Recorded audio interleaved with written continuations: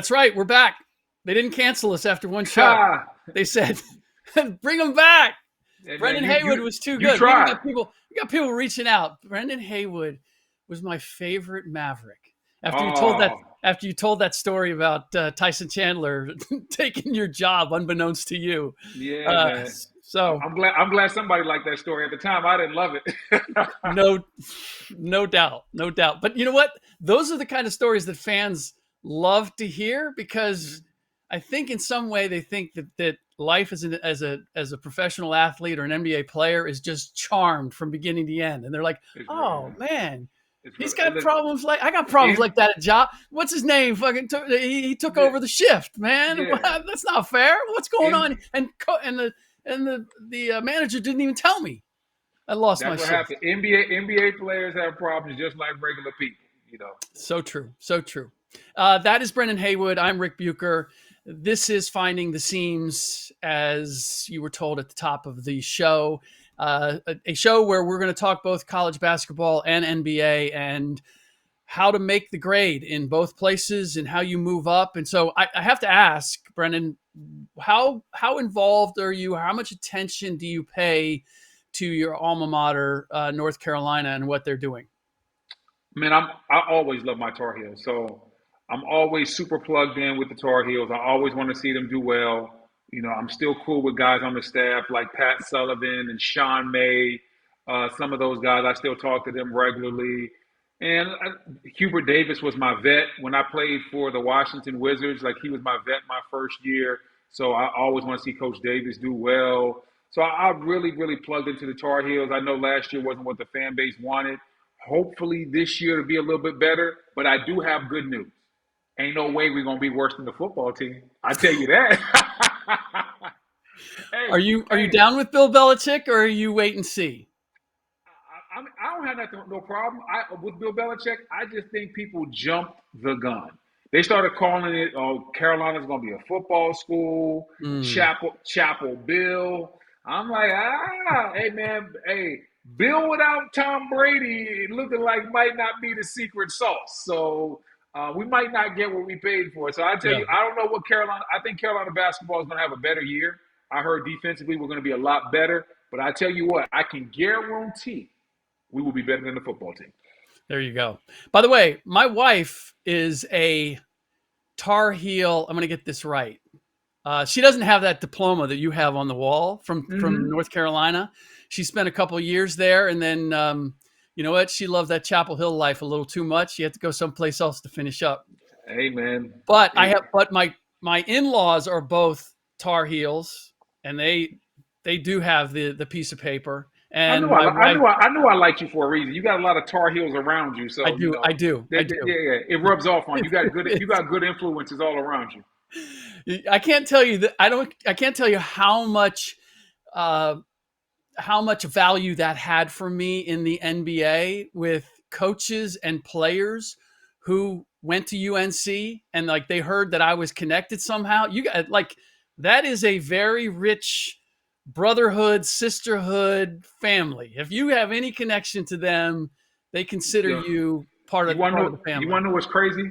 We have a UNC current and like former players group chat, Mm, and it's just the greatest group chat ever because it spans from all age groups. You know, you might have somebody on there like Harrison Barnes or Danny Green, wow. but then you might have like Rashid or Stackhouse on the same. Really?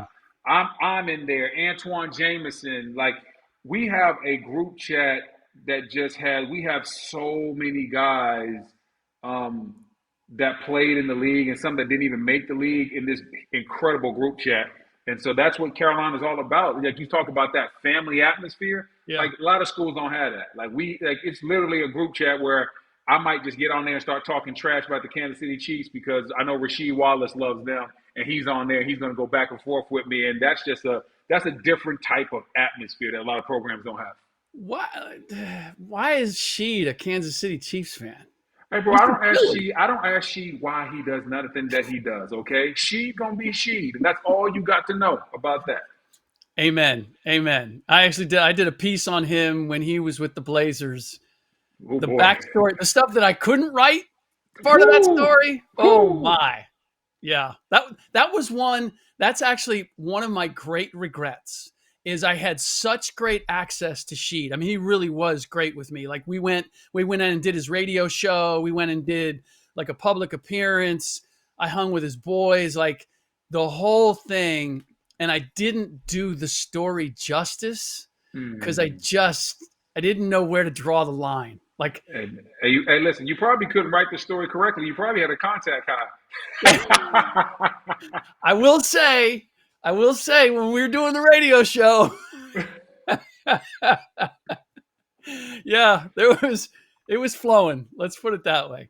All Yeah. right, so let's move on to one of the other teams that I assume you are still following because you ended up winning a championship with them, and that's the Dallas Mavericks, who are also of great interest because they have the number one pick, Cooper Flagg. We got to see him for the first time in NBA action, preseason action, albeit, but against the defending champion Oklahoma City Thunder in name only because I didn't see too many of the regulars Hmm. out there.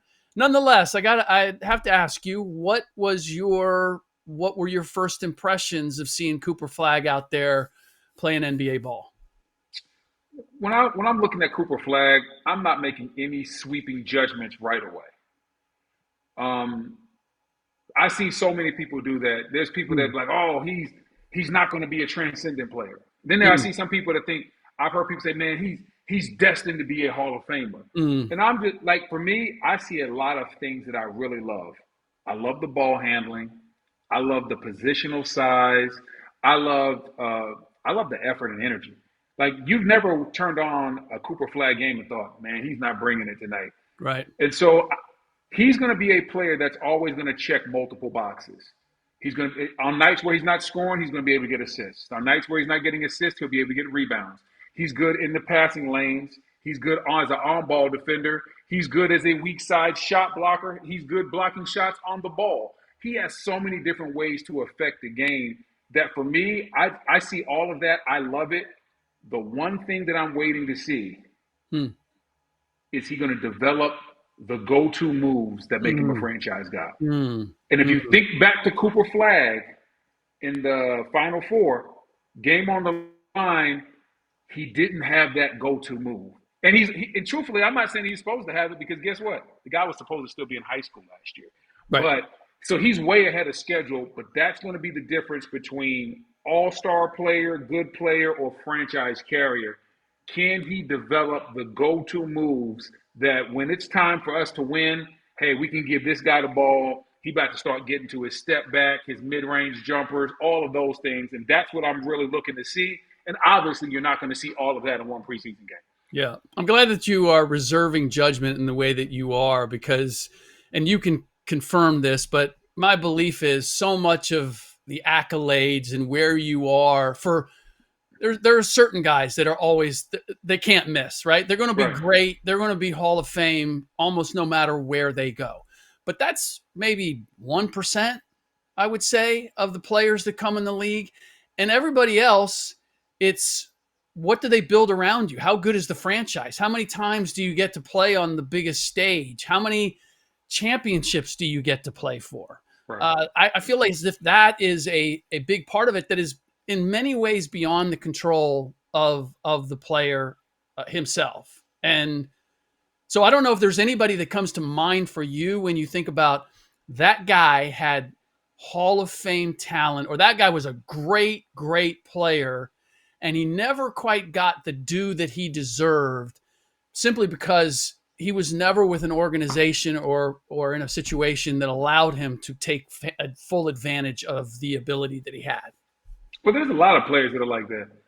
Like, you have to understand every player, every championship level player isn't going to be LeBron James. Yeah. LeBron James can do whatever the game calls for that night. You need me to defend, I can do that. You need me to score, I can do that. Assist, whatever. If you look at like a guy like a Carmelo Anthony, Hmm. when you look at when did Carmelo Anthony have his most success? When he played with Chauncey Billups. Yep. Both in Because Denver and in New York. exactly because he had a point guard to take the ball out of his hands at Mm-hmm. times, and that guy would empower everybody else. And then Chauncey understood when to bring it back and Yep. give it to Melo. Well, I looked at so many teams where that point guard wasn't there, and those Melo teams weren't but so good. But Carmelo Anthony definitely could have been a championship level player. You just had to understand what building blocks needed to go with him. Yep. And like you said, Carmelo's just the first one that comes to mind, but there's a lot of guys that they're good enough to win a championship, but they're just not perfect players. You got to make sure you put the right pieces with them so you can get the most out of them. Yeah. I agree 1,000%. I think that's why Carmelo Anthony was so good with with the Olympic teams as well. Right. Because you just allowed him to do what he did best. Right. I would even say Kevin Durant in a lot of ways is in the same category. Right. You just have to have that opportunity, and so many guys don't. I don't know that he's a championship player, but the guy that I immediately think of who was so much better than any of the accolades that he received, because basically he didn't receive any, is Rod Strickland. Rod Strickland, to me, as a point guard, was now Rod had a lot going on the side, but just as a player and what he was able to do and his IQ and his skills, the fact that he was never an all-star, I think he made one all-NBA team because he won the assist title that year. He's the first one I think of when I think of a player who was so much better than the awards that he received because he received none of them. See, I didn't get a chance to really watch a lot of Rod Strickland because, simply put, and man, we were poor growing up, and so I didn't have cable. So the only games I could watch were the NBA on NBC, and Rod Strickland wasn't coming on those games. He was. They would only show certain games. If you had basic cable, at that point you were going to see the Lakers, the Knicks, the Bulls, Utah Jazz. They might sprinkle in some Seattle Supersonics, but you were going to watch the same teams over and over again. So growing up, my basis of who Rod Strickland was through like video games. Yeah. Like I didn't really get a chance to really watch him play because when he was on those Spurs teams or when he was on teams like the Washington Bullets and those teams, they never came on TV. I never got a chance to watch him play. I wonder how much of that is an influence too on what we were just talking about in terms of all NBA, Hall of Fame, all of that, in that because the media pays attention to it kills me that Stephen A. Smith says, I want the Lakers to be good because I'd rather go to LA than Oklahoma City. Like, how can you, I understand that's probably but Rick, tongue in cheek. But Rick, that's part of his act. That's part of I know. There's a lot of acts out there where I'm like, there's too many people who are taking you seriously when you say that. And I won't touch the thing that we just had about the guy that we don't want to talk about. You know what I'm talking about. I don't know what you're talking about. Yes, you do. I have no clue where you're going. The second decision. Come on. I'm not going to touch it, and we're not going to talk about it. I swore, I promised myself coming into this show, we were not going to get into that because I do not want to get into it. But when we talk about people who do things, and I'm like, people take you seriously. Like, you can't always kind of just mess around. Your status is too big. You're too big for that, to do things like that. Maybe I'm being overly sensitive to it, but that was my feeling about that and about Stephen A. Like, I want the Lakers to win. You are, on some level, you're still a journalist. You're still on TV. You're still But let's keep it a buck though. Okay. Wouldn't the NBA rather have the Lakers? Like if the NBA, if everything was equal, do you think they would rather have OKC playing in the finals or Luka and LeBron? Oh, sure, I get you. Exactly, like the eyeball. And listen, the eyeballs when LeBron's name is mentioned is always going to be crazy. That's why so many people hated this second decision prank or promo that he pulled, because there's so many eyeballs, so many people take him seriously, and hey man, the league gonna miss Bron when he gone. They gonna miss him because no one else can even pull nothing like this off. The league gonna miss when the big fella finally steps away for sure. And I know some people thought he was gonna step away for that fake decision, but not yet. Yeah. But the league is gonna, he carries so many shows on like a soft Tuesday night. Braun can play great or poorly, and you Yeah. can do segments about it all day long. Yeah. That all goes away when LeBron goes away. And I'm going to be interested to see how guys that feed off LeBron's name, Yeah. how do they eat when he's gone? Yeah. Because he's feeding the beast right now. It's kind of similar to like Drake. Everybody was talking about, we wanted Drake to go away. We want Kendrick Lamar to win the beef. Well, when Drake goes away, you start noticing, hey man, these other guys aren't quite as popping as Drake. They Yep. don't have the same allure. Yep. The hip hop game is like, yo, we need Drake. We need him to give those features to those other rappers so that we care about rappers that we normally wouldn't. Hell, Drake had me jamming to a guy by the name of Block Boy J or something one summer. I know who the hell that is. Because when you have a certain level or a Yeah. certain aura or a certain level of celebrity, you raise everybody up around you. That's what Braun has. So whether you like the decision or not, just him being around is good for business, my man. It's good for business. What do they Block say? Boy J, that was All the guy's publicity. name. Block Boy J. All publicity is good publicity. That's That's what they say. A that's the lot, a word. lot of people, a lot of people say That's it. LeBron James's motto, without question. And we'll get off of this subject with this. Here's my issue with what Stephen A. said is that there's already a belief in the public that we, the media, and people like me who've been in the media my entire career, are prejudiced against the small markets. That we want the big markets to win, and that then affects our coverage and how we treat teams and all of that. And that goes to the heart of my integrity, as if I'm going to feel some different kind of way about Shai Gilgeous-Alexander because he plays in Oklahoma City and I'd rather see Luka. And so once you kind of put that out in the universe, then it feeds into that idea that we play favorites. And I've done everything I can in my career not to do that. In fact, I kind of pull for the underdogs. Dudes who make it in Oklahoma City that are, this is going to sound bad, are willing to live in Oklahoma City and ply their trade and do all that. Like, my hat is off to you, man. You are all about the work. You're not about any of the other stuff that comes with it, or certainly not as much. So that's what kind of creases me when I hear that said without any kind of letting you know, hey, I'm really just kidding. Listen, man, it is what it is. I will say this though. I think the league is doing a great job of promoting OKC, and they're realizing that they have to make sure that their younger guys are getting a certain level of coverage. And if you don't believe me, go back and look at the playoffs. There were some games last year I was covering. Matter of fact, I was covering a playoff game in Denver,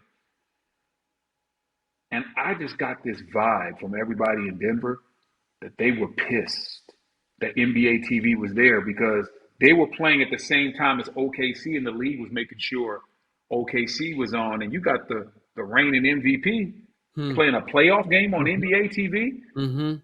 Like, I'm sitting there, I can just tell. I was like, yo, like, they don't really want to talk to us, do they? They seem a little pissed. So, like, I could just tell that the league is like, hey, a memo has been passed. Yeah.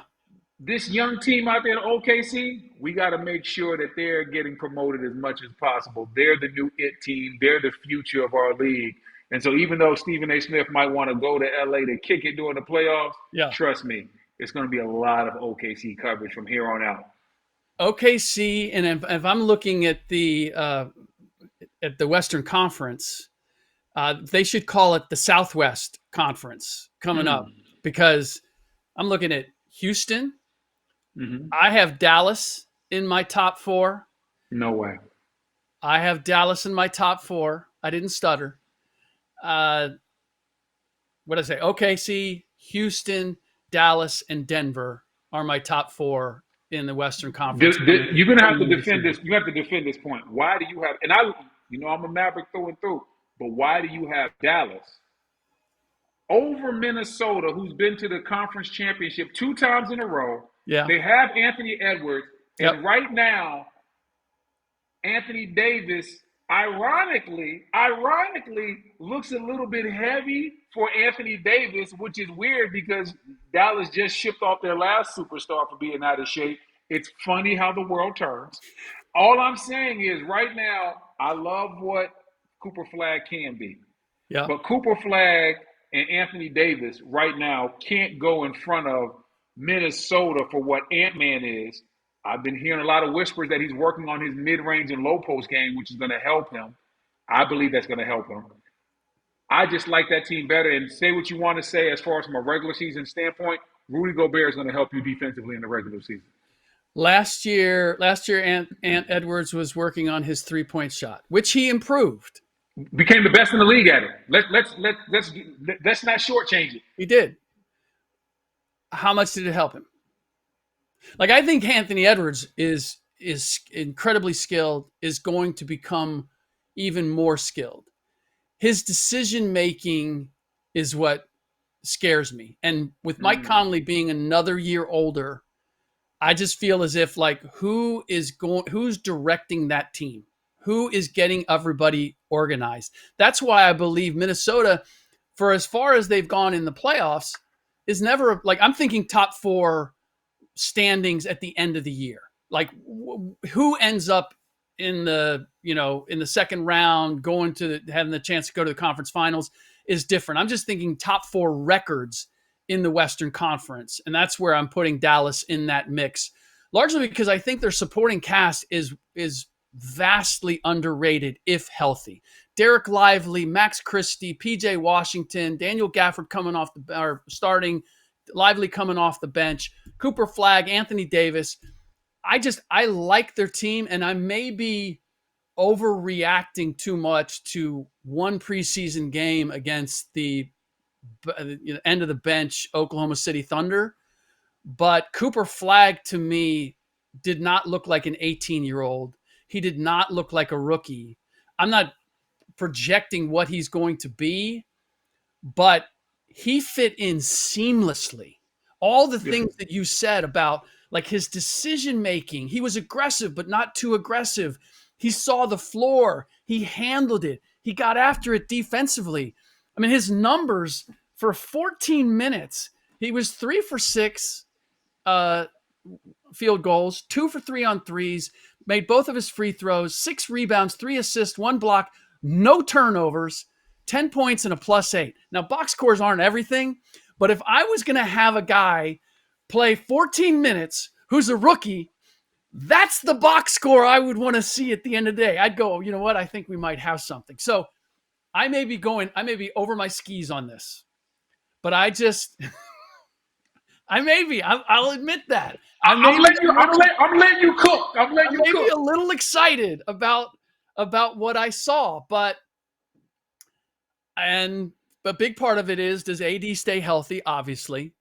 And anybody who wants to say that never happens, well, it kind of did happen the last couple of years in LA. He found a way to stay and not let every nick and ding take him out. So I'm going to trust that he's going to get back to that. And Kyrie Irving obviously has to come back and be a factor. But I look at the West, and for all the talent that Minnesota has, I've seen them fall short too many times. And I've seen Ant, for as talented as he is, blink when I need him to come through and be not just great individually, but make the right plays collectively, because ultimately that's the role that he's going to have to play. That's what you want your best player to play, no? How old is Ant? 25? Oh, here we go. I'm just asking. Look at all the experience that he has. I mean, exactly. But I'm just asking because you gave everything for Cooper Flagg, right? I'm not asking him to lead them somewhere. He's I'm just saying for his age, Cooper fit in perfectly.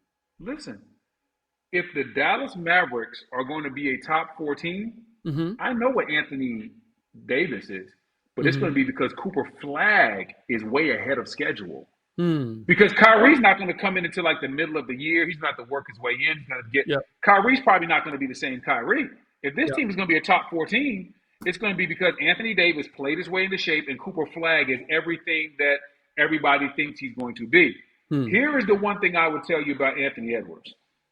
First and foremost, he has one thing that I need every star to have, a rational confidence. And we talked about it. Every star does not have a rational confidence. That's true. He believes in himself He does. at all times.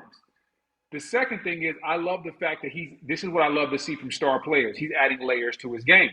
So he goes into the playoffs last year and sees how they're playing him, and he becomes a better three-point shooter. This year he goes into the playoffs and sees, well, they're guarding me from three. They're not guarding these other guys, though. So now he starts adding the mid-range and the low post game. And it's key that he's adding that. He's adding that so that he can score easier, do less, and it becomes so much harder to double team him. Yeah. And my example for that would be one Dirk Nowitzki. If you think about it, early on in the process, teams used to double him, get up underneath him, and Dirk would have moments where he would have key turnovers. We understood what happened with that Golden State Warriors team that knocked out his team. And then he got better in where? The mid to low post, the one-leg fadeaway J, and what we used to do in Dallas when teams would double Dirk, and they damn sure wasn't guarding me on the weak side or Tyson Chandler. But what happened was we would put Dirk in the middle of the court, and now that double team becomes hard. Yeah. Because, I can't score if I'm in the gym by myself, but guess what? I can always catch it and dunk it if I'm right by the rim. Yep. And if Dirk is at the free throw line, where's the double coming from? Me and Sean Marion would even play games on the weak side. Sometimes my man would be so locked into Dirk, I might just set a quick little bump screen. Sean would roll over the top of me, and Dirk would hit him for a wide open layup.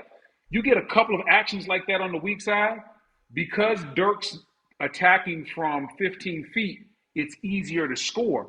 Yep. See, Ant Edwards is at the top of the key playing basketball like Tupac. All eyes on me. It's hard to make it like that. It's hard to make it because teams just say, we're going to load up boxes and elbows. We're not going to guard Julius, and we're not going to guard Rudy. We're going to load up on you.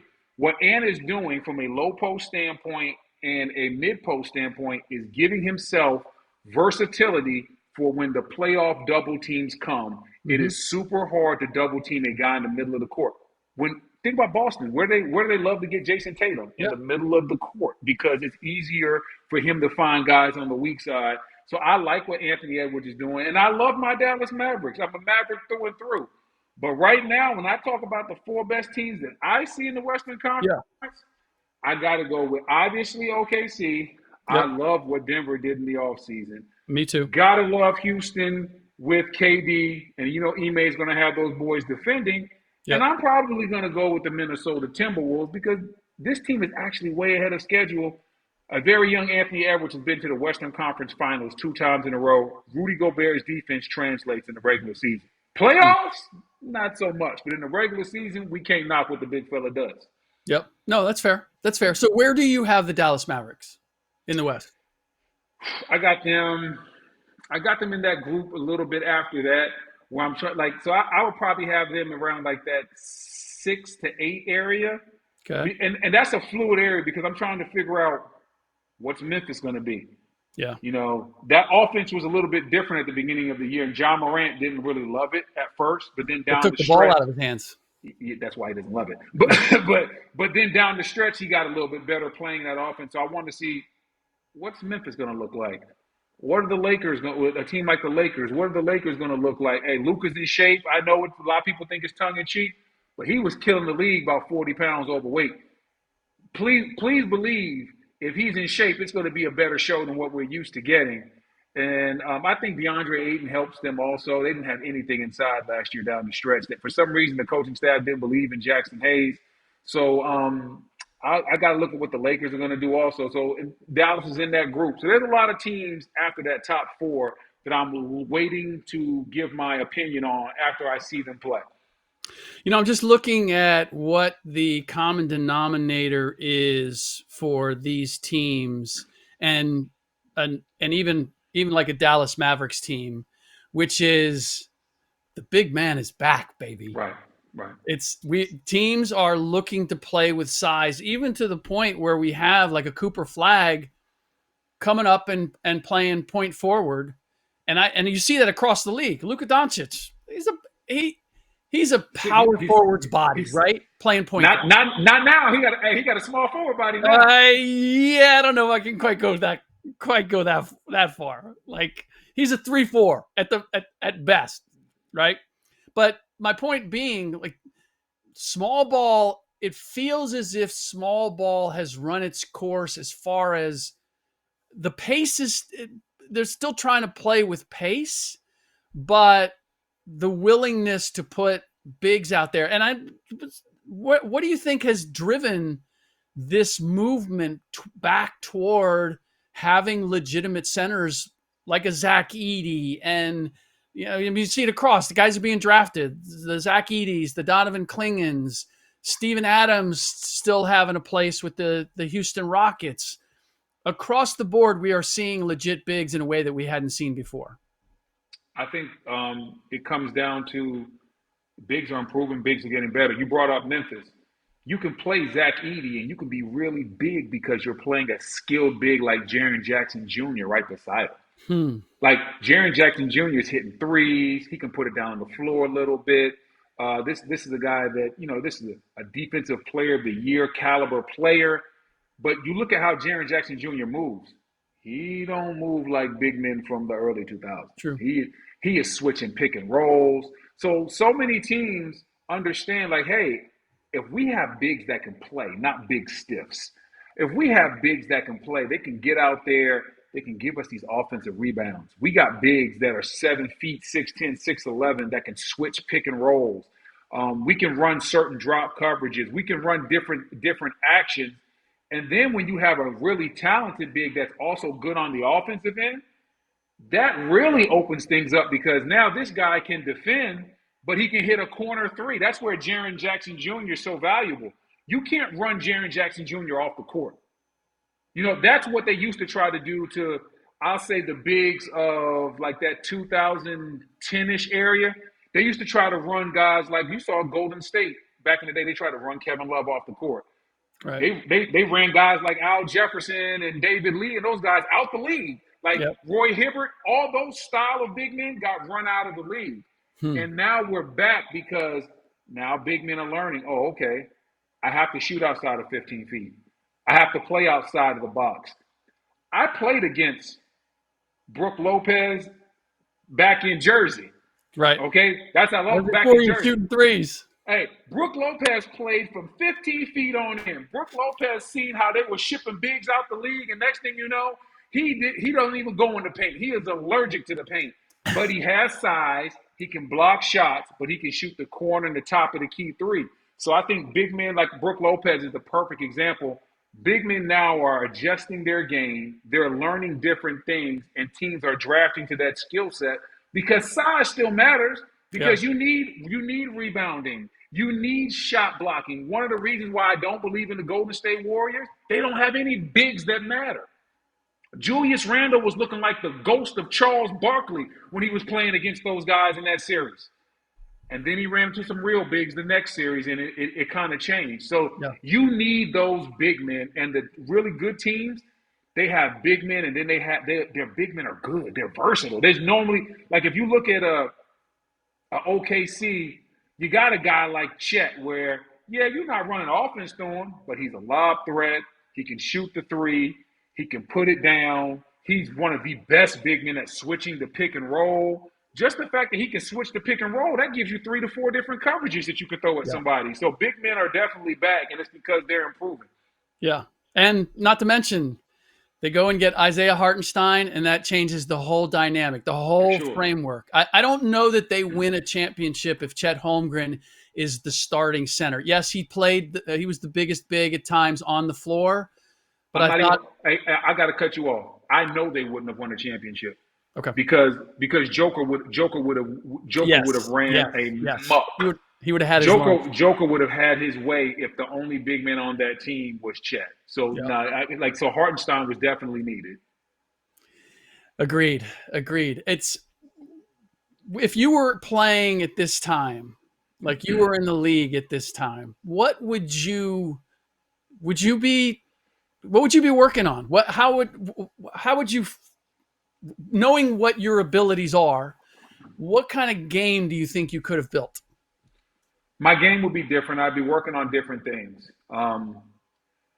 Obviously, depending on how young I was, if I was really, really young, I'd be working on my ability to shoot the corner three and the top of the key three because bigs that can shoot from those areas create space for superstars. Other than that, I'd also be working like, back in the day, you wanted to be big and super strong. Yep. I'd be trying to be as lean as possible. I'd be working on my footwork because the other aspect of being a big man is your ability to play pick and roll defense. Yeah. And that's the thing. These teams are running pick and roll after pick and roll after pick and roll. You have to be able to switch out on the guard, move your feet, not not be a liability, then get back in, get those rebounds. So it would be a lot more conditioning. Instead of trying to be like a 275, 280 pound big, 285 pound big man, I probably would have been trying to be in that 260ish range. I also would have been working on like my catches inside would have been working on like Euro steps and being able to catching with like floaters and things of that nature Yeah. because you want to be able to catch really quickly. That's another part of it too.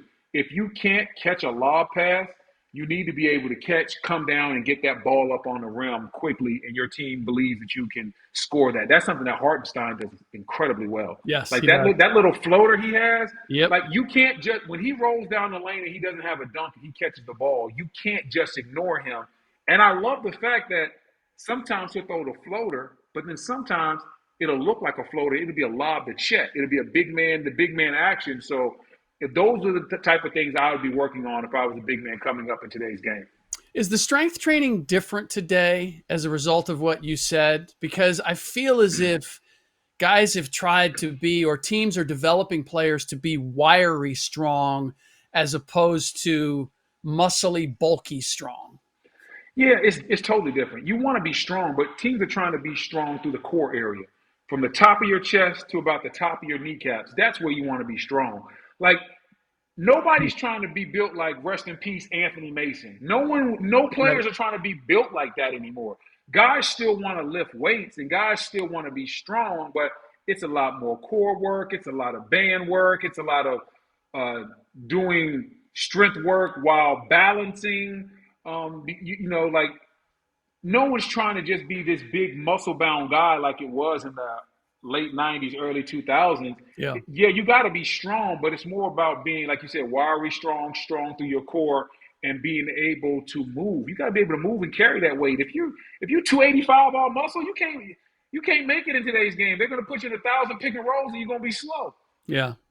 I can't help but feel as if the move toward bigs and more legit bigs, I'm not sure which came first. The increased physicality of the game, which then allows bigs to play and you can body up a little bit and use your size, and the how they're calling the verticality at the rim, where it was like if there was any kind of contact or touch, it was a foul.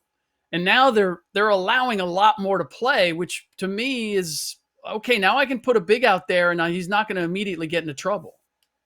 Yeah, I think the first part of it is, I know for me, when I came in the league, you had bigs like Shaq, Yao Ming. You had really, like, offenses really ran through low post guys, through the low post. So because you had so many teams that had multiple, like, really good big men, you had to carry three big men just in case. Hmm. And so the game was different. It was more played from the inside out. Then Golden State changed everything, and they really changed. They changed things for big men Yep. because there was a time when they just straight up ran big men out the league. People thought big men didn't exist, and or Draymond you Green did, did it. yeah. But everybody. That's one thing about Draymond. Draymond's wiry, strong. And What way longer than you think. exactly? So he's able to guard your power forward or whoever on the block, but then switch out from a pick and roll standpoint. And so many bigs lack that level of defensive versatility that you think you can do it with another guy, but he ain't Draymond, and it just doesn't work. So big men right now, it is a lot different. You have to be able to guard in the pick and roll. Got to be able to give that rim protection as well, and that's really what it's all about. You brought up the level of verticality. You got to understand those rules. You got to play to those strengths, and you have to make your coach put you on the court. Yeah. What's interesting is we saw Draymond Green run the bigs out of the league, and now Mm-hmm. the bigs are putting an expiration date on Draymond Green because he's having to guard guys at this stage of his career who are skilled and physically can do some things, can do the things that he did, right? Well, life comes at you fast. Draymond started one wave, then he got older. It took the league probably about 3 or 4 drafts to catch up to Golden State. Agreed. And now it's like, yeah, these guys that you were running out the league, they're hybrid versions of you, but they're 6'11". They shoot it a little bit better. Hey, this guy can go on the block and get to a little mid-range fadeaway jumper. You might not be able to guard him quite as easily. So it's a different level. But regardless, what's Dre now? 35? 34? 30.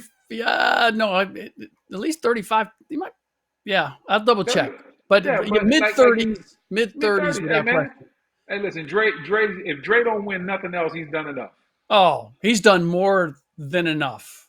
And I don't know what your take is, but anybody who downgrades what his contribution to those championship teams, he was the X factor, as you said. Like, he transformed the game. He gave them a style of play that everybody had to catch up to.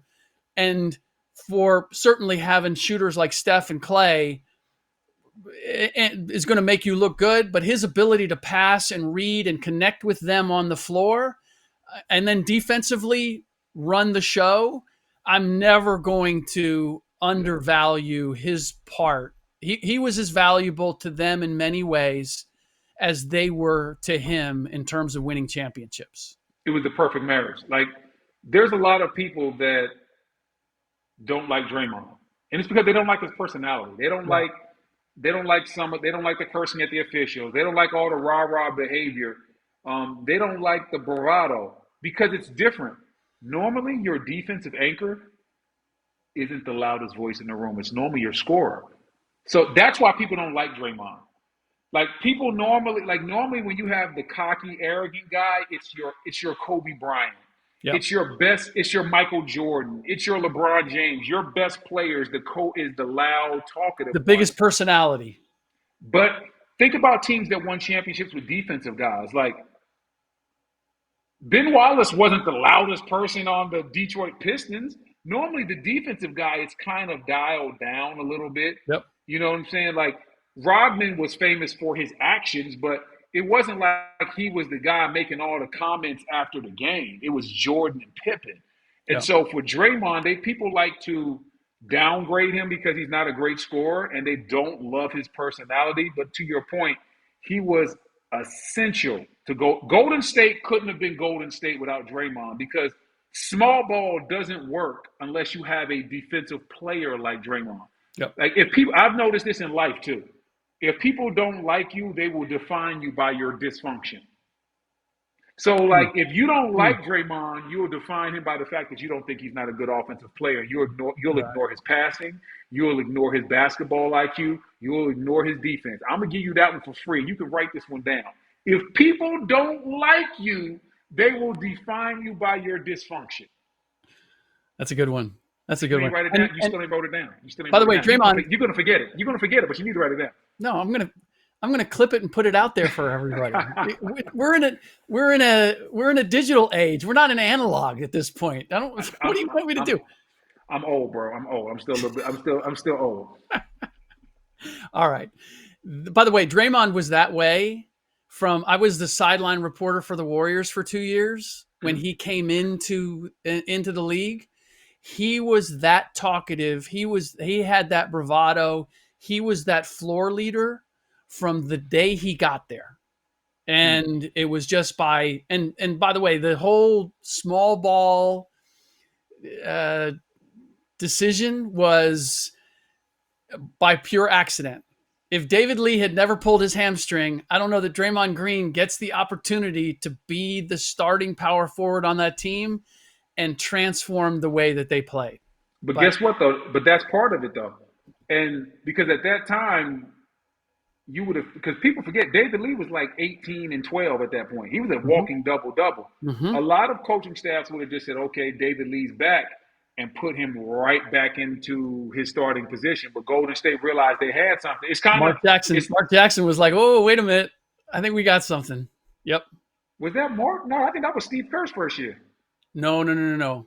Mark Are you was the sure? first one to Are move you sure? Draymond into that spot. I'm a fact check on that. I Okay. think that was Steve Kerr's first Okay. year. Okay. I think that was Steve Kerr's first year.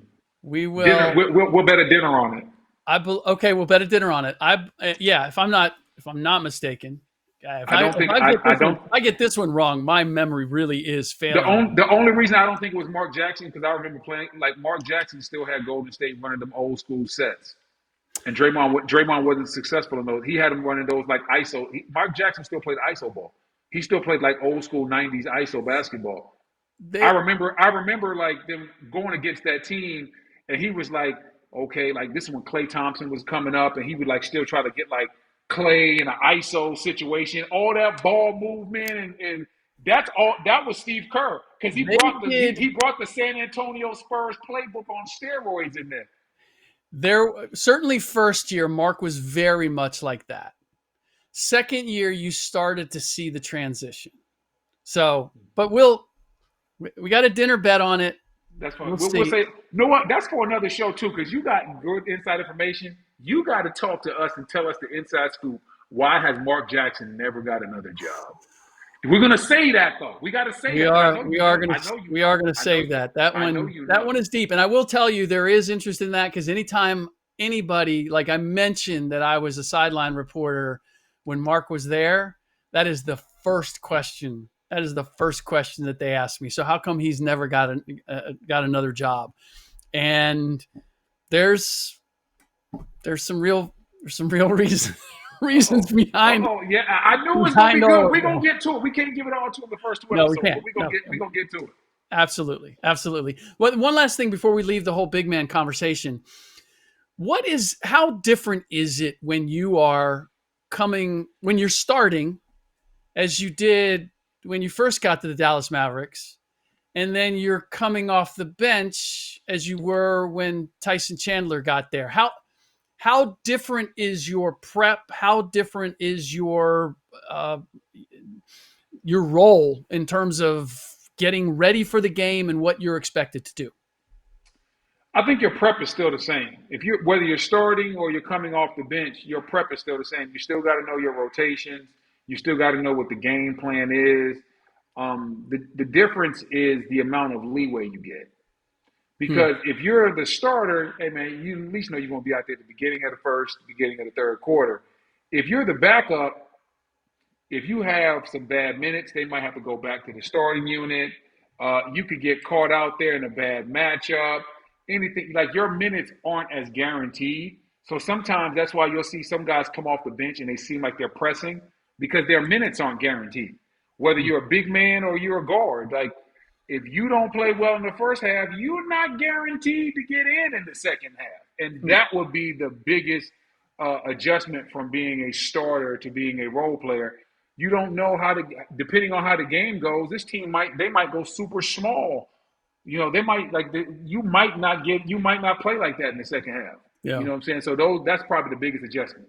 I was just wondering physically because I always think of bigs like you guys have to do a little extra work to stay loose and ready. It always feels to me like the guards and the Lilliputians, like it's a little easier for them to bounce off the bench and get out there and get busy. Bigs feels like you got to be a little more warmed up, and I would think it's easier to do that when you're starting and getting rolling than and especially the pace of the game is different. You know, with the game starting, you can kind of you work your way into it. And you come off the bench, things are already moving. Yeah, when you come off the bench, like first and foremost, you got to have your heat packs on. You got to have your heat packs because you don't have time. Like you said, everybody else has been playing. You might not get it. Like you might not get in till 3 minutes left in the first quarter, and everybody else is warm. No one's giving you time to stretch. So Hmm. you got guys, you got your heat packs on. You making sure like I don't even know if they still use this. We used to have this stuff called like. Do you remember the stuff Red Hot? Yeah, yeah. Like you and listen, the red hot is the greatest gift, but the biggest curse ever.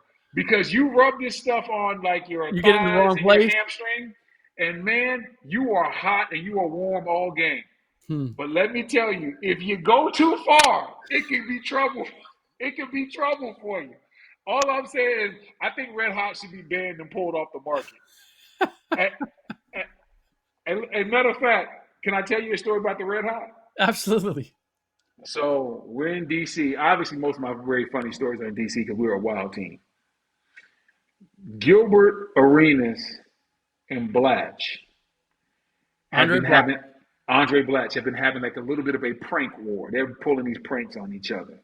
And I told you the red hot heats up on you super quick, and like it will be hot. Like for you might be warm for like a full hour or two after the game. That's how hot red hot is. Wow. Yeah. Gilbert Arenas takes the red hot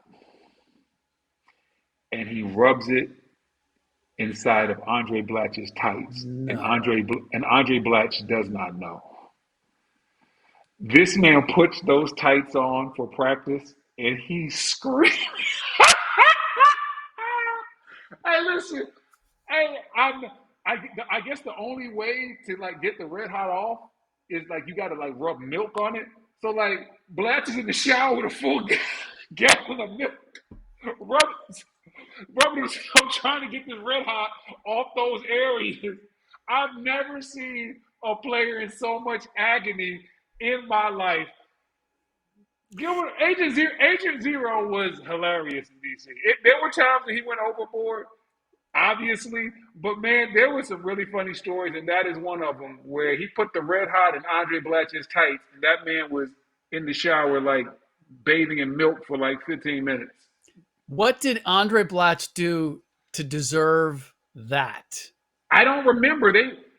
Andre Blatch, Gilbert Arenas, and Nick Young used to have these like little prank wars and battles, and they just used to just be playing around.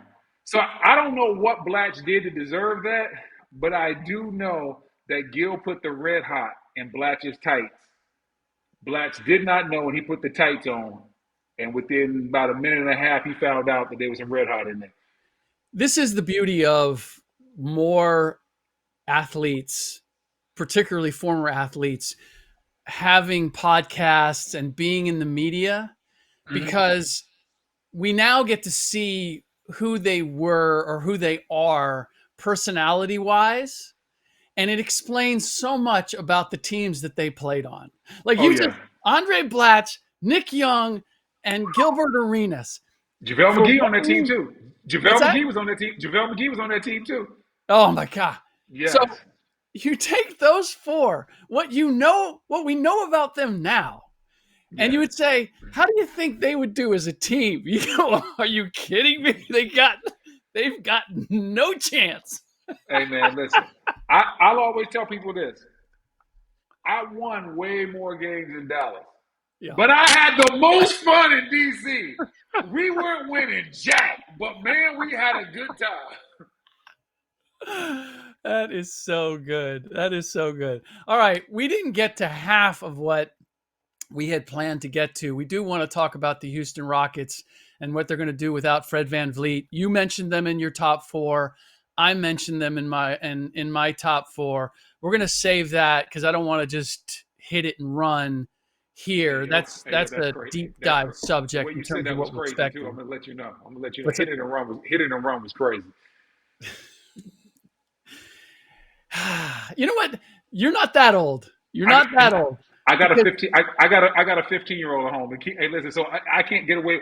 That game you is know what? played at my house at all times. So in my TV life, and my other TV life, between Paul Pierce, LaShawn McCoy, the number of times guys would say pause, Oh or yeah. Oh yeah. they'd look at you and you're like, come on, man. Like that's a phrase that I was allowed to use 5-10 years ago. And now because it has a whole different meaning, I can't use it. No, I got a 15. Hey, listen, I got a 15-year-old. All those moments get picked up easily. I'm naturally playing that game whether I want to or not. Yeah. All right. I'll have to be more careful. I will be more careful going forward. Yeah, All right. hit it and run was diabolical. You know what? We could always edit it out. I'm going to go back and check it. We'll check it. All right. Brendan, as always, good times. I'll see you again next week. All right, man. Thank you.